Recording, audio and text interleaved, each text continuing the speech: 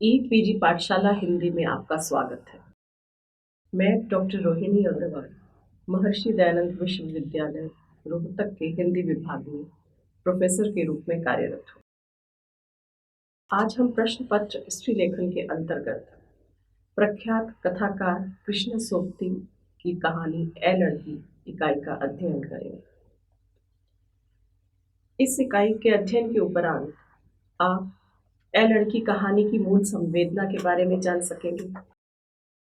ए लड़की कहानी की प्रमुख पात्र अम्मू का चरित्र चित्रण कर सकेंगे और ए लड़की कहानी में भारतीय परिवार संस्था में स्त्री की स्थिति पर पक्ष विपक्ष में मत प्रस्तुत कर सकेंगे। ए लड़की कृष्ण सोबती की प्रौढ़ कथाकृति है। इसकी कथा भूमि जीवन की अंतिम यात्रा पर निकली वृद्धा के जीवनानुभवों का निचोड़ है। इस लंबी कहानी की नायिका अम्मू एक वृद्धा है जो रुग्ण है, निरंतर मौत के मुंह में अग्रसर है। वह जानती है कि उसका अंत निश्चित है। डॉक्टर की दवा या पुत्री की दुआ उसे नहीं बचा सकती। बचने की कोई व्यग्र उत्कंठा उसमें है भी नहीं। ऐसा भी नहीं है कि उसकी जीवन की इच्छा ही समाप्त हो गई है, बल्कि वह हर व्यक्ति की जिंदगी में मृत्यु को एक स्वाभाविक और अंतिम परिणति के रूप में मानती है। उसके पास अनुभवों की एक बड़ी गठरी है।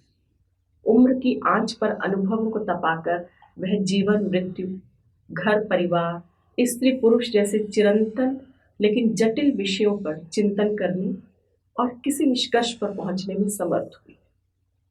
वह मृत्यु से पहले ही मरना ही जाना चाहती। जिंदगी से मुक्ति मिलने से पूर्व वह अपनी बची हुई जिंदगी को अपने ढंग से जीना चाहती है और यही उसकी जिजीविषा। आसन्न मृत्यु को साक्षात्कार करके भी न घबराना, जीवन को आसक्ति विरक्ति के दो कोणों में बांधे बिना अनुराग और उल्लास पूर्वक पूरी आत्मीयता के साथ जीना, उसकी दृष्टि में मृत्यु पर जीवन की विजय है। उसके कमरे का वातावरण शांत और स्तब्ध है। वह चौकन्ना होकर मौत की आहट को महसूस करती हुई अपने अतीत की मानसिक यात्रा करने में व्यस्त है। जीवन के बाहरी क्रियाकलापों ने उसे थकाया है, परेशान किया है, लेकिन मन की भीतरी यात्रा ने उसके अनुभवों को समृद्ध किया है। निस्संदेह उसके हाथ से जीवन की डोर छूट गई है, लेकिन वह जीवन डोर उससे अलग नहीं हुई। अनुभव की बड़ी गठरी का रूप लेकर वह उसके दूसरे हाथ में आ गई है। इसलिए कुछ खो देने की निराशा उसे नहीं छू पाई। उत्तरोत्तर समृद्ध होने का संतोष उसे इस समय निरंतर पुलकित किए जा रहा है। उसके जीवन संबंधी निष्कर्ष सैद्धांतिक नहीं, व्यावहारिक है।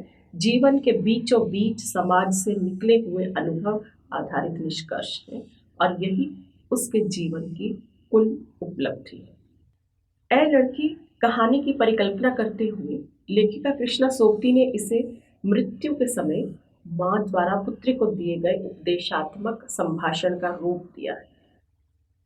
पुत्री, पत्नी और मां के रूप में वृद्धा अम्मू ने जीवन भर जो कड़वा मीठा अनुभव पाया है, उसकी तुलना में उसे बेटी का एकाकी अविवाहित भविष्य सूना और असुरक्षित जान पड़ता है।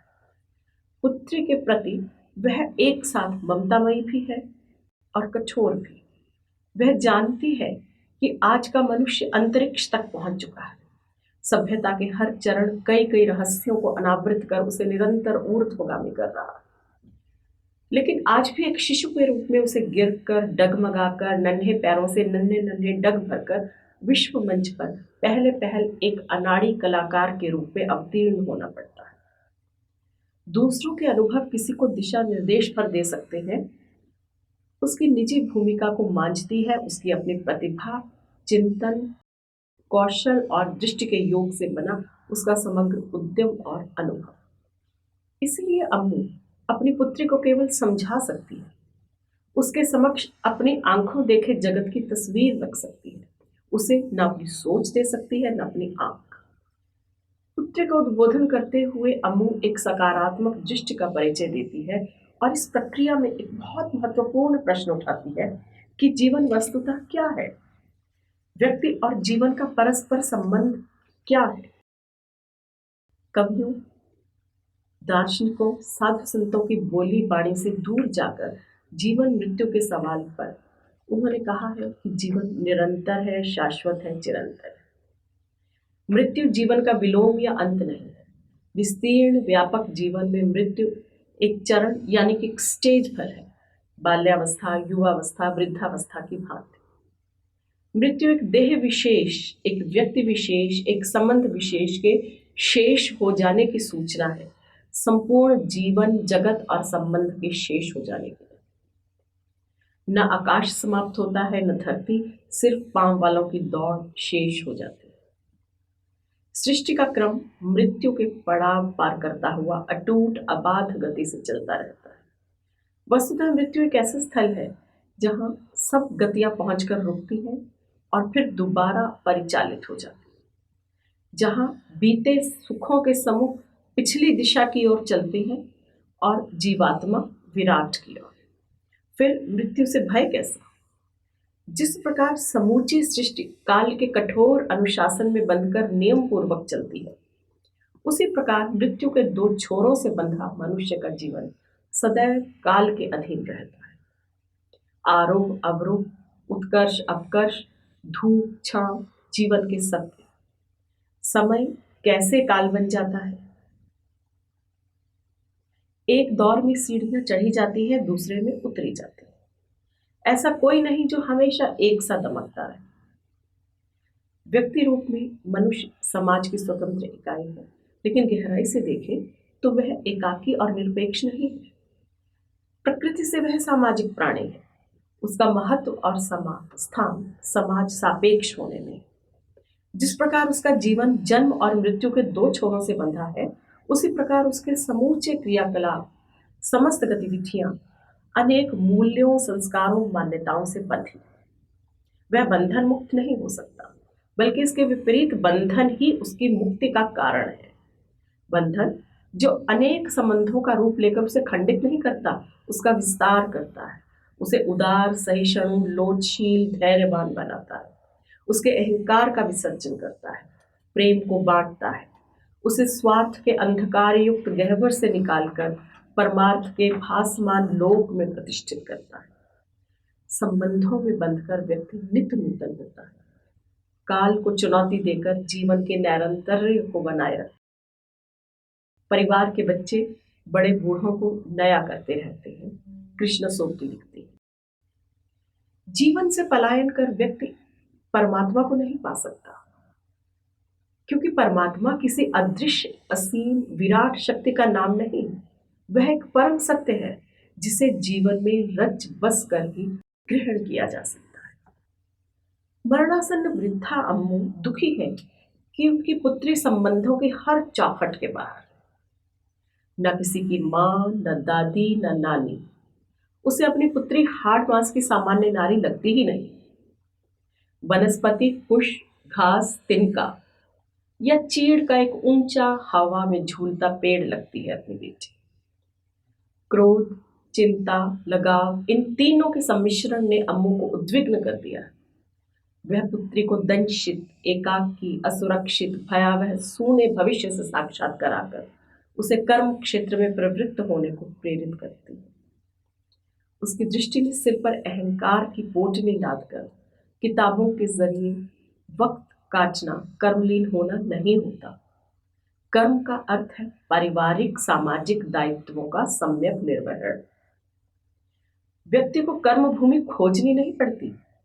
वह परिवार के बीचों बीच बिछी रहती है, जिस पर चलकर व्यक्ति को अपनी और दूसरों की प्रतीति करनी होती है।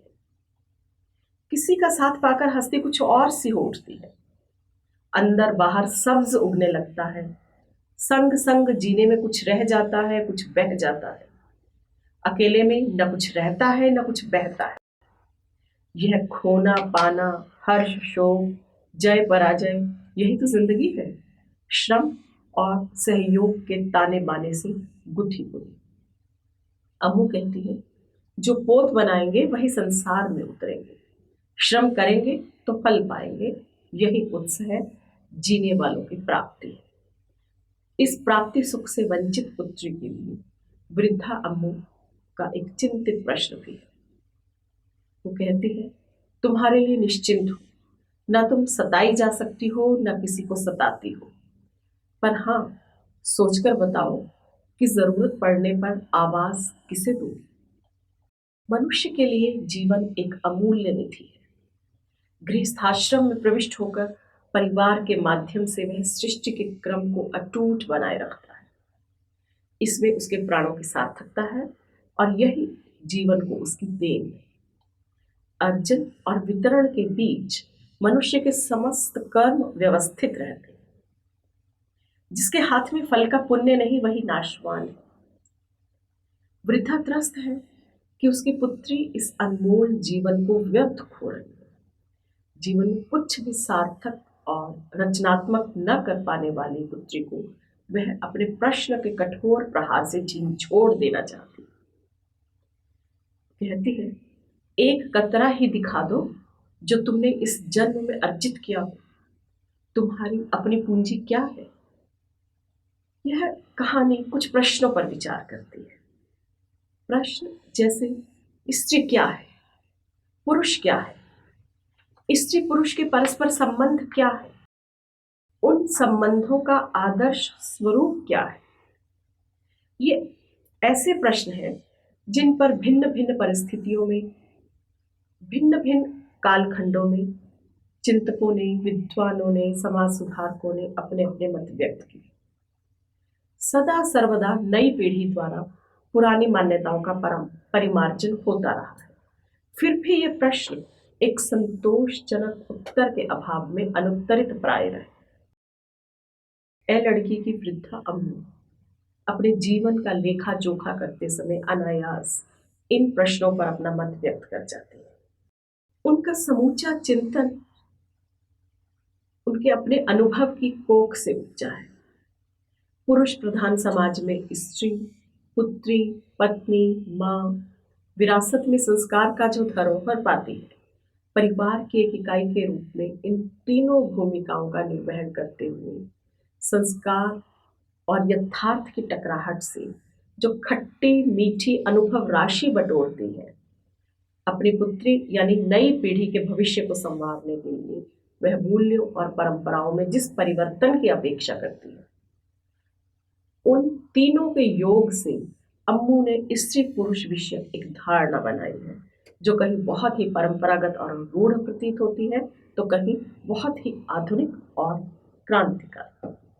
परंपरागत प्रतीकों का प्रयोग कर वृद्धा अम्मू ने स्त्री और पुरुष की प्रकृतिगत भिन्नता, पुरुष की श्रेष्ठता और स्त्री की पुरुष पर निर्भरता को स्वीकार किया है।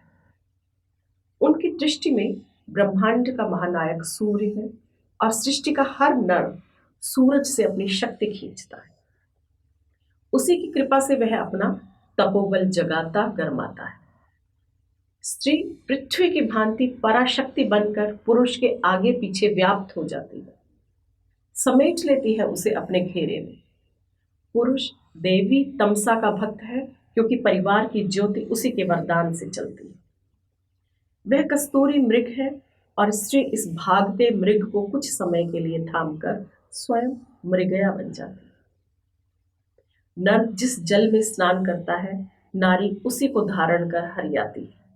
वह रात के टुकड़े कर डालता है और यह इसे पिरोकर गले में डाल लेती है। अम्मू की दृढ़ धारणा है। यहीं से चलता है जीवन का, सृष्टि का अटूट चक्र। इसी में जगत की आत्मा का निवास है। जिस प्रकार शरीर का क्षय होता है, आत्मा का नहीं, ठीक उसी प्रकार पानी सूख जाता है, रक्त नहीं। रक्त तो निरंतर बहता रहता है, बच्चों के बच्चों में, उनके बच्चों में। नर पिता के रूप में जलाशय बन जाता है जो पीढ़ी दर पीढ़ी सींचता चला जाता है अपने परिवार को। परिवार जन से वह विमुख हो सकता है, हो भी जाता है, लेकिन पारिवारिक दायित्व से नहीं। वह अपनी कमाई से परिवार के लिए सुविधाएं जुटाता है, अपनी ताकत कमाता बढ़ाता है। उसकी इसी प्रभुताई के आगे गिरवी पड़ी रहती है बच्चों की माँ, जिसकी नियति है परिवार रूपी शिकारे की माछी बनकर जीवन भर चप्पू चलाओ। पुरुष के स्वरूप को परिभाषित करना जितना सरल है, नारी को उसकी समग्रता में देख पाना उतना ही कठिन। नारी को उसकी समग्रता में पुरुष पिता, पति, पुत्र होते हुए भी मूलतः पुरुष है, सबल, शक्तिमान और श्रेष्ठ। परिवार में उसकी सत्ता और स्थान निर्विवाद है। इसके विपरीत स्त्री पुत्री है, पुत्रवधू है, पत्नी है, गृह स्वामिनी है, मां है। पुरुष सापेक्ष हर भूमिका में वह महिमा मंडित है। स्त्री केवल एक इकाई नहीं, इन सब भूमिकाओं के सामूहिक दर्पण में वह अपनी छवि देखने की अभ्यस्त है। आनंदित होती है, ऐसा भी निश्चयपूर्वक नहीं कहा जा सकता। मैं तुम सबकी मां जरूर हूं, पर अलग हूं। मैं हूं, मैं तुम नहीं और तुम मैं नहीं। अपनी निजता की सार्थक अभिव्यक्ति न कर पाने की पीड़ा वृद्धा अम्मू को अंत समय भी साल रही। यह लड़की कहानी स्त्री की प्रत्येक भूमिका को उठाकर, निरख परख कर, विश्लेषित विवेचित कर एक प्रश्न करती है कि क्या स्त्री वस्तुतः यही है? स्त्री के अस्तित्व की सार्थकता उसके मातृत्व में मानने की दीर्घ परंपरा हमारे यहाँ विद्यमान है। उसी के कड़ी के रूप में गोदान के मेहता का कथन स्मरण हो आता है कि मैं नारी को केवल माता मानता हूं, इसके अतिरिक्त वह जो भी है केवल मातृत्व का उपक्रम है। वृद्धा अम्मू अपने समस्त असंतोष और पीड़ा के बावजूद यह स्वीकारने में संकोच नहीं करती कि मां बनने में एक अनिर्वचनीय आनंद है। वो कहती है, बच्चा हो गोद में तो समझो तीनों लोग एक मिश्री के पूजे में। संतान को जन्म देना एक तरह का यज्ञ संपन्न करना है। इन दिनों औरत पूरे ब्रह्मांड से शक्ति के कण खींचकर अपनी ऊर्जा ज्वलित कर लेती है, अपने में कुछ विशिष्ट होकर जीती है, अपने अंदर का आकाश निरखती है। जीव उत्पन्न करने में उसकी गूंथ गूंज कुदरत से मिली रहती है। स्त्री मां बनकर न केवल शारीरिक और मानसिक दृष्टि से पुष्टतर होती है, बल्कि दर्द की गहराई भी नाप पाती है। मां के साथ संतान का निरा हाड़ मांस का संबंध नहीं है, आत्मा का संबंध भी है, जो एक दूसरे में गुथा हुआ है। संतान को जन्म देकर वह मृत्यु को पराजित करती है तो अपनी समरूपा उत्पन्न कर सदाजीवी भी हो जाती है। मां से बेटी तक, बेटी से उसकी बेटी से भी अगली बेटी, इस तरह से वह हो उठती है निरंतर। जीवन यात्रा के अंतिम मोड़ पर खड़ी वृद्धा अम्मू खट्टे मीठे जीवनानुभवों को चखने के बाद इस निष्कर्ष पर पहुंची है कि जब तक स्त्री अपनी खोज खबर नहीं लेगी, उसे कोई नहीं पूछे। अपनी ताकत बनाने के लिए उसे पहले अपनी ताकत को खोजना होगा।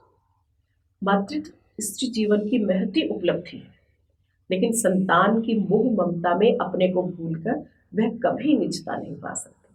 उसे इन दोनों यानी मातृत्व और निजता, इन दोनों में संतुलन बनाना है। अन्यथा संबंधों की लंबी श्रृंखला में बंधकर मृत्यु को पराजित करने का गर्वीला बोध लेकर वह भीतर कहीं स्वयं को रंग और अकेली अनुभव करती रहेगी। बेटा बेटियों, नाती नातिन, पुत्र पौत्र, मेरा सब परिवार सजा हुआ है, फिर भी मैं अकेली। इस परम सत्य को अभिव्यक्त करती है वृद्धा अम्मू।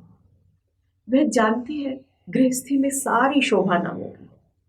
स्त्री नाम की ही महारानी है, सब कुछ पोंछ पोंछ कर उसे बिठा दिया जाता है अपनी जगह। उस भूमिका का निर्वहन करते हुए जीवन पर्यंत जाने कितने हुनर उसे अपने भीतर जगाने पड़ते हैं, जाने कितने अंकुश लगाने पड़ते हैं। ऐसे में अपना निज का कोई काम संवारने का वक्त ही उसे नहीं मिलता। अम्मू की दृष्टि में स्त्री को अपनी दयनीय दशा से उबरने के लिए दो चीजों को पहचानना होगा। एक, मनचाहा करने का दोष, और दूसरा, आर्थिक स्वावलंबन की अनिवार्यता। अम्मू किंचित संतुष्ट भी है कि उसकी पुत्री ने संबंधों की इस जटिल व्यूह रचना में प्रवेश न कर अपनी अस्मिता को बनाए रखा है। वो कहती है, ना हो दुनियादारी वाली चौखट, तो भी तुम अपने आप में तो आप हो। लड़की, अपने आप में आप होना परम है, श्रेष्ठ। जो मन में सोचे और कर पाए वही सर्वोत्तम प्रसाद है।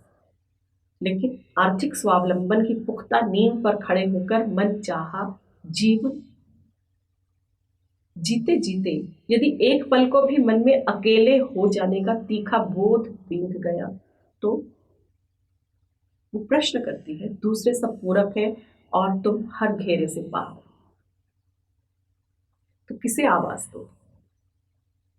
इसलिए स्त्री यदि अपने बहाव के विरुद्ध न चले तो संबंधों की डोर में बंधने पर भी अपनी अस्मिता बनाए रख सकती है।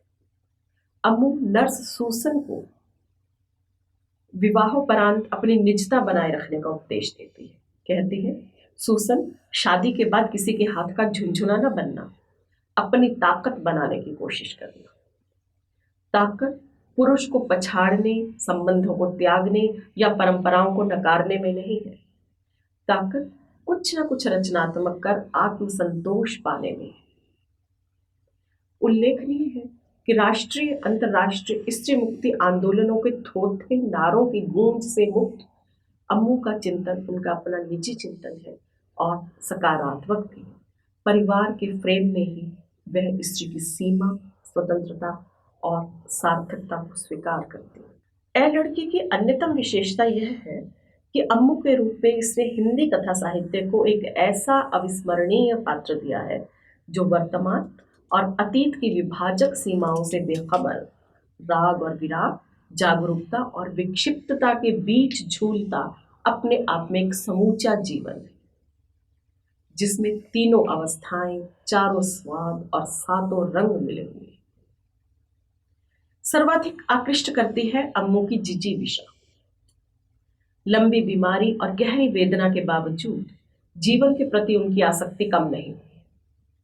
आकाश में उड़ते पाखी, टहनियों से फूटती हरी हरी कोपलें, बदलती रुत की हवाएं, ओस जड़ी घास पर नंगे पांवों की दौड़, सर्दी की गुनगुनी धूप, दुनिया में पुनः पुनः लौट आने के लिए क्या कम प्रलोभन है। उनकी दृष्टि में प्याला चाय पीने का साधारण बर्तन नहीं है। ऐसा मानना वस्तुतः प्याले की अवमानना करना है। प्याला है जीवन, और चाय यानी जीवन रस से भरा। जिस प्रकार नदियां अपना जल स्वयं नहीं पीती, वृक्ष अपने फल नहीं खाते, उसी तरह जीवन रूपी प्याला बना ही इसलिए है कि उठाओ और पी जाओ। जब तक पी सकते हो पीते रहो, लेकिन प्याले को अधूरा रखना ठीक नहीं है।